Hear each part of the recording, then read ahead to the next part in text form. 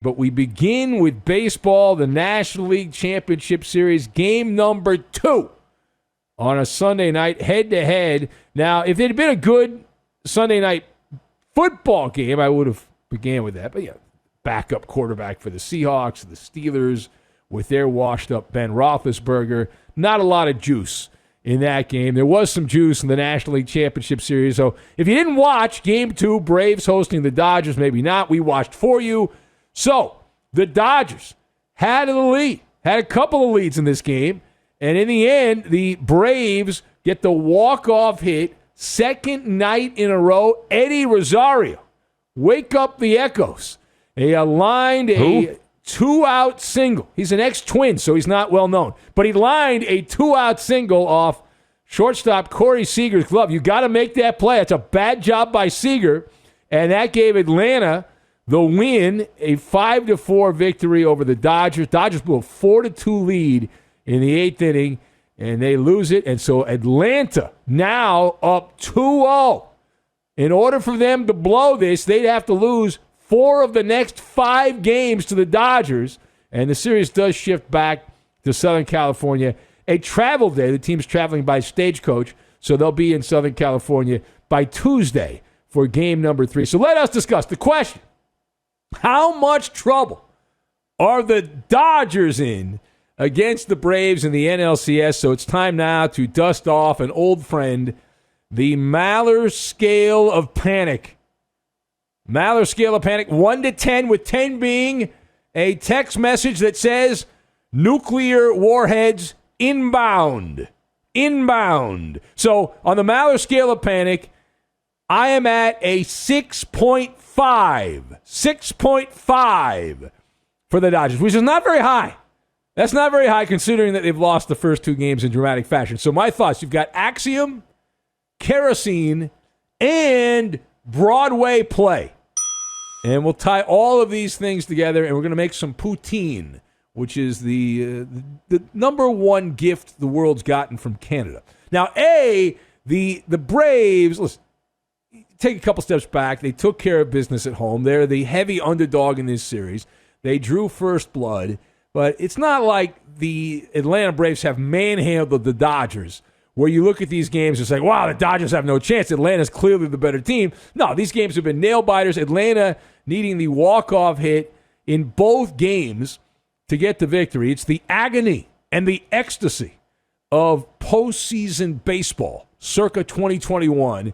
And remember the old adage, the old axiom in sports, the old sports axiom, that no playoff series truly begins until the road team wins a game. So all the Braves have done is held serve. That's it. Now, it is true at some point the Dodgers are going to have to win. The math on this works out. They're going to have to win in Atlanta to win the series. But they didn't have to win the first game. They didn't have to win the second game.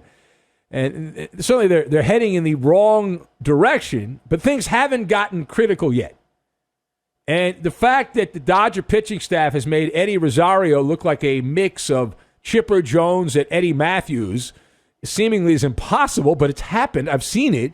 Now, part B of this, an old nemesis has returned for the Dodgers, Dave Roberts. He's got some explaining to do. The standard paralysis by analysis. I liked him in that spot. I really did. Yes, the pitching rotation, a jumbled mess. Burn, baby, burn. Dave Roberts, he loves to bring in a lot of pitchers. Why? Because the analytics tell you that's the way to go. God forbid anybody goes third time through the lineup. You can't even do that. No. Bring in different arms, and sure. The problem, everyone has to be perfect in that situation. And the more pitchers you bring in, the more opportunities you have for somebody to have a bad day. And if you have a bad day in the playoffs, you don't normally overcome that when your pitcher pukes it up on the mound. They started a bullpen game in the opener. Now, they got away with it against the Giants. They got away with it. The Giants imploded in that game. They blew it, and the Braves did not here. But the Braves win game 1, the bullpen game. They gave Max Scherzer seemingly more time, wanted Max to be as fresh as he could possibly be. And then they give the ball to Scherzer, and they take him out of the game. 79 pitches. They take Scherzer out of the game. And I'm watching this, and I'm like, what are they doing? What's the point of the bullpen game? He could have gone 79 pitches in game one, 4 in the third innings, and Scherzer's out of the game. Not enough bullets used. Now, after the game, Max Scherzer claimed that he was suffering from a dead arm. Great, wonderful. So are we supposed to sit Shiva for the arm of Max Scherzer? I don't know. Listen, Scherzer claims his arm was just tired, and he doesn't think it'll be a problem going forward. But it's already a problem. All right, it's already a problem. You blew a game that was when Scherzer pitches, you win that game. You win that game 9 out of 10 times they lost this game. And what happened to grinding it out, right? I just roll my eyes at this. Tired arm. You hear that in spring training. You hear that in August. Now we hear this in the postseason. So clip and save that. Now, Dave Roberts then poured kerosene over the smoldering embers as he attempted to juggle the pitching staff, something he seemingly loves to do. He compounded one problem with another by going into the well and bringing in Julio. Down by the schoolyard, Urias comes in out of the bullpen in the 8th inning. Now, the Dodgers had a 4-2 lead. You got a 2-run lead. You're 6 outs away from evening up the series at 1-1. You go to Urias in that situation. Now, Roberts claims that despite the fact the Dodgers lost the game, he blew the lead, Urias on the mound, that he will be good to go for Game 4 back in L.A. And that's great. That's great. But you know, and I know, and that lamppost over there knows that even though he didn't pitch all that much in this game, he's not going to be long for game. You're not going to see anyone. I would be shocked if anyone the Dodgers have goes more than 5 1/3 or something like that. Even the great Walker Buehler, who's going to start the upcoming game here for the Dodgers. But Urias, he needed only 14 pitches to blow a 4-2 lead. Get the dumb hat on there because you wear the dunce cap with Corey Seager, who also gets to wear it for that play. You get the glove on the ball. Glove on ball, got to make the play. Glove on ball, got to make the play. And that's a big league player in that situation makes that play. A good big league player makes that play. Seager blew it. And it bounced off and goes out in the outfield. The Braves win the game, and Eddie Rosario's the hero, and everyone goes crazy and all that good stuff, and they do the tomahawk chop, and they have a wonderful time. My God. All right, last word here. So, despite all of that, despite Dave Roberts butchering the bullpen, Corey Seager, Butterfingers out there in the field, all of that, I am still Benny Brightside on this one. And it's like the Broadway play Annie. The sun will come out tomorrow, right? Bet your bottom dollar that tomorrow there'll be sun. Now, why is the glass half full? I'm glad you asked. Let me make my elevator pitch. I've seen this before. The Blue Crew, we know they're the better team in talent-wise. Now, that's not a guarantee anything. Baseball is a sport that does not guarantee that the more talented team wins. In basketball, the more talented team wins 99.9% of the time. The exception would be because of injury. The Dodgers are healthy favorites in this. Last season against Atlanta in a neutral site environment, they rallied from a 3-1 deficit to beat the Bravos. But remember, the neutral site, the crowd does not really play a factor in baseball games. It just doesn't. But the big advantage you have, which is a fundamental advantage when you're the home team, is you get the final at bat. And that was the same last season as it is now. The Braves are at home. They get the final at bat.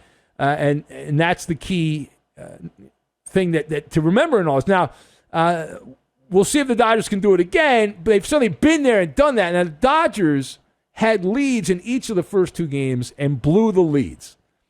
And they have yet to get any clutch hitting, and yet they've been in position to win the first 2 games of the National League Championship Series. The Dodgers, they're so bad they look like the Giants with runners in scoring position. They've had 18 at-bats with runners in scoring position, 2 of 18. That's a 111 batting average. Garbage. Trey Turner, my guy, what happened to him? Mookie Betts, combined, those guys combined are 3 for 16. The engine starters near the top of the Dodger lineup there, Trey Turner, Mookie Betts combined 3 for 16, 188 in the National League Championship Series. And Walker Buehler. In Walker, the Dodgers trust. A much better pitcher at Dodger Stadium, and he has yet to touch the baseball in this series. Keep in mind also, the Dodgers They are up 2-0 or down 2-0, and the Atlanta Braves, they have gotten nothing out of Freddie Freeman. Freddie Freeman has had 8 at-bats and has had 7 strikeouts. He's 0 for 8 for Atlanta in the National League Championship Series. So that's where we stand right now. The Braves with a 2-0 advantage. Here is Dave Roberts on the decision to go to the bullpen and to bring in the guy that was supposed to, and I guess is still scheduled to start in Game 4, Julio down by the bullpen. We talked about it before the series, and he was available last night if it came to the situation. It didn't. He hadn't thrown a bullpen, and he was the best option at that point in time. Yeah. Well, he clearly wasn't the best option because he blew the game. If he was the best option, he would have gotten out of that without blowing the game. All right, man, here's more. I liked him in that spot. I really did. You're really pressing my nerves here. Here's more from Dave Roberts, and this is great. Dave asked if the Dodgers are just burned up because of what happened against the Giants. I don't. I think obviously they've had 2 big innings to take the lead, and the series could be flipped, or our guys are prepared to play through October. So it was a great series, but I don't think that there's any kind of effects from that past series. I don't. Yes. All right. So Dodgers and Braves, they have a travel day. Put me in. I can make that play. I get my glove down, and I think I can make the throw.